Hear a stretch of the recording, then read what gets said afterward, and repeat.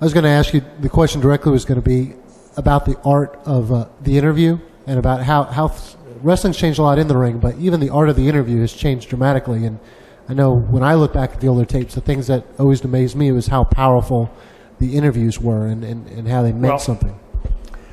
Once again, you don't have anybody that speaks spontaneously. You don't have anybody that can make an interview. Everything is scripted for them, right? We used to do, I couldn't tell you exactly, but my guess, 100 interviews in a day. And each one of those interviews would go anywhere between 30 seconds and 2 minutes. And sometimes you were by yourself, and sometimes you had to share that time with somebody. When I was with Arn, I shared it with him.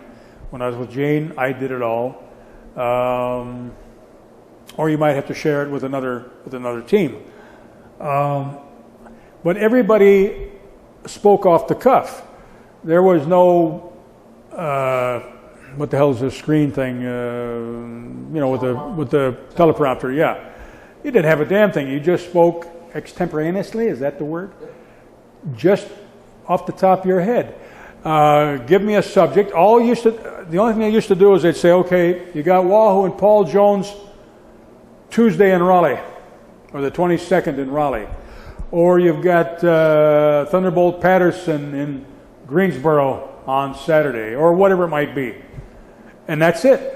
You had to know, and then if there were any special stipulations, they'd say, okay, this is a death match, or this is a lumberjack match, or whatever it might be. But that was it.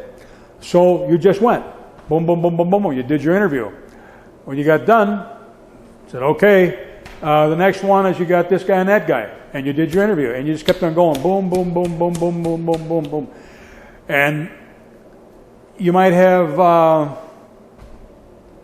14, 15 guys doing interviews. So, I mean, there was a whole day taken up or more just doing interviews. And any individual person, well, you just go count the markets and things like that. You know, I don't even know how many we were doing, but we did a lot of interviews. And so you had to be on your toes, and some guys were and some guys weren't. But the wrestlers, by and large, were way, way, way above any baseball player or any football player or hockey player. I don't think they know how to talk. But you see the baseball players and the football players, we know we really got to, and then we got to kind of stick together and what the hell is that? So wrestling was the first sport that, number one, the people could see who the person was.